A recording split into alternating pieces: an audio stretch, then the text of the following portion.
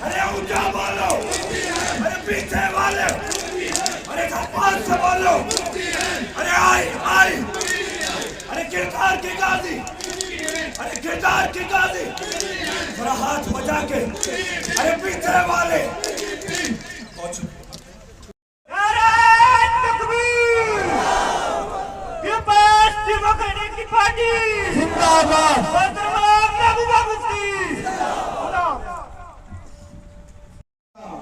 यहाँ तशरीफ ला चुकी है। हम इनका तहे दिल से इस्तकबाल की तमाम लोगों से गुजारिश है कि वो अपनी अपनी चेयर पे बैठ जाएं, ताकि सभी से गुजारिश है कि वो बैठ जाएं ताकि कार्रवाई को जो है वो बाज़ाब्ता शुरू किया जाए।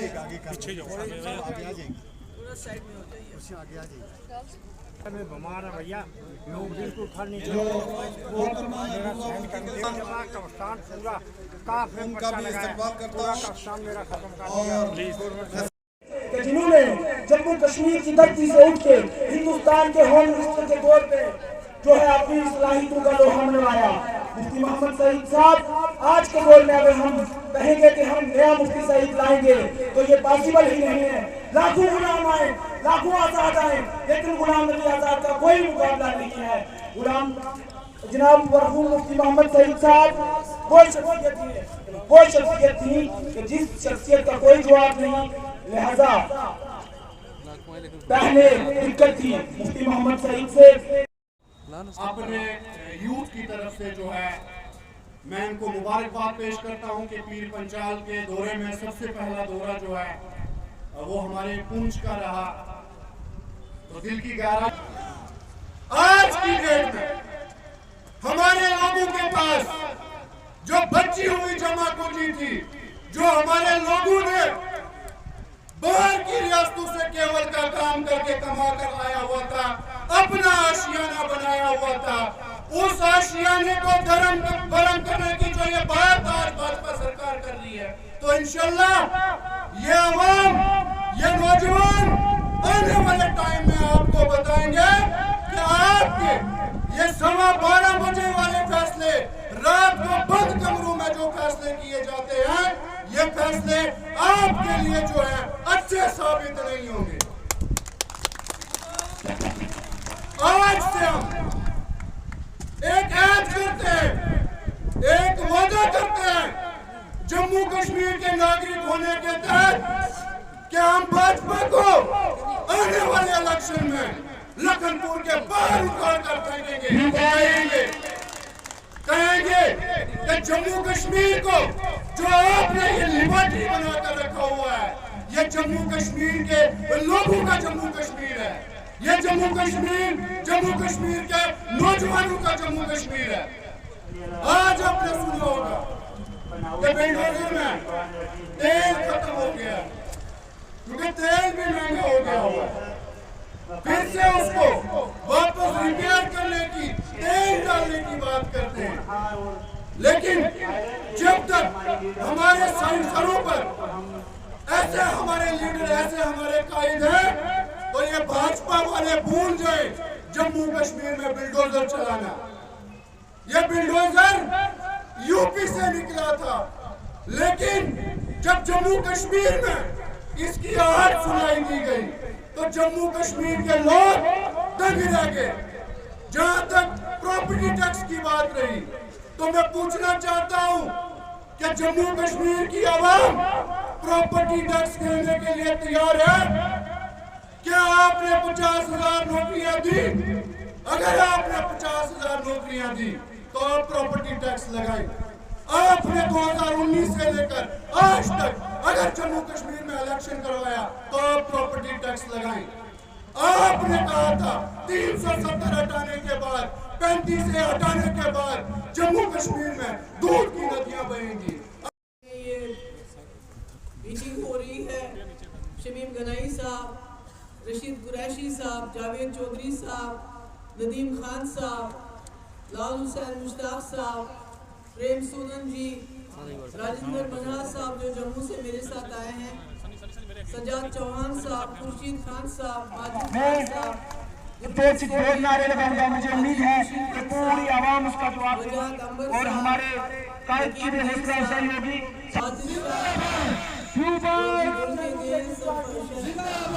शहराज अली सीनियर और जो सीनियर लीडर्स और जो छूट गए हो और यूथ के लीडर्स और खासकर आप सब लोग सामने से आ रहे हैं। जितने मेरे दूर से बुजुर्ग भाई नौजवान सबको मेरा सलाम, मेरा आदाब। मुफ्ती साहब को राजौरी पुंछ बहुत प्यारा था और आज मुझे आप लोगों के चेहरों पे मायूसी नजर आ रही है। मुझे बहुत तकलीफ हो रही है, यकीन मानिए। आप लोग मायूस लग रहे हैं, खामोश लग रहे हैं, लगता है कि कोई बहुत बड़ा बोझ आपके कांधों पे है, मुश्किल में लग रहे हैं। तो मेरे पास ऐसे कोई अल्फाज नहीं है जो कह के मैं आपके दिल का ये जो तकलीफ है, जो दर्द है, इसको कम कर सकूं। पर इतना ज़रूर कहूँ कि अल्लाह ताला फरमाते हैं कि जो उम्मीद का दामन छोड़ता है, नाउमीदी कुफ्र है, इसलिए नाउमीद नहीं होना चाहिए। ये वक्त भी नहीं रहेगा, रात चाहे कितनी लंबी हो उसको गुजरना होता है, सुबह का सूरज आ जाता है, इसलिए मायूसी छोड़ दी। आपकी मुश्किलात का मुझे अंदाज़ा है, खासकर जो नौजवान हैं उनके साथ क्या हो रहा है इस वक्त मुझे मालूम है। सरकारी नौकरियां बहुत कम है, जो है उसमें धांधलियां होती हैं, बच्चे तैयारी करते हैं, मेहनत करते हैं, पढ़ते हैं, लिखते हैं, इम्तिहान देते हैं, ये सोच के कि नौकरी मिलेगी। बूढ़े माँ बाप की देखभाल करेंगे तो पता चलता है कि पेपर लीक हो गया। और पेपर लीक करने वाले कौन होते हैं? वो कंपनी जो ब्लैक लिस्ट की गई है बाहर पर, फिर भी उसी को ठेका देते हैं। तो कहीं ना कहीं हमें लगता है कुछ चीज़ें जानबूझ के की जाती हैं। ये कोई ऐसे वैसे नहीं होता है, जानबूझ के की जाती है। आपको याद होगा कि मुफ्ती साहब को ज़्यादा वक्त नहीं मिला आपकी खिदमत करने का। 3 साल वज़ीर आला रहे वो, 2002 से 2000।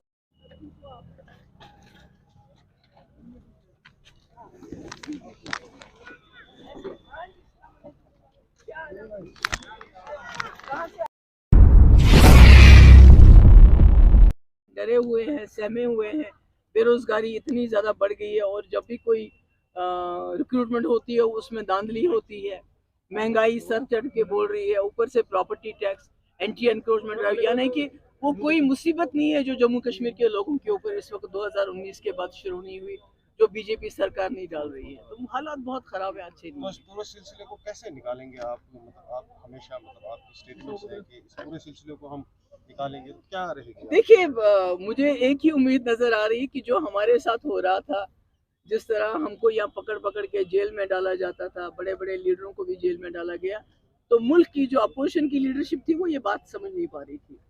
और आज जब मुल्क के आईन की धज्जियां उड़ा के अपोजिशन लीडरों को जेलों में डाला जा रहा है किसी वजह के बगैर, ईडी और सीबीआई का इस्तेमाल करके, तो कहीं ना कहीं मुझे लगता है कि अपोजिशन के लोगों को भी समझ आ रही होगी कि जो मैं बार बार कहती थी कि जम्मू कश्मीर एक लेबॉर्ट्री बनी हुई है, यहाँ टेस्ट होता है, एक्सपेरिमेंट होता है, फिर पूरे मुल्क में दोहराया जाता है।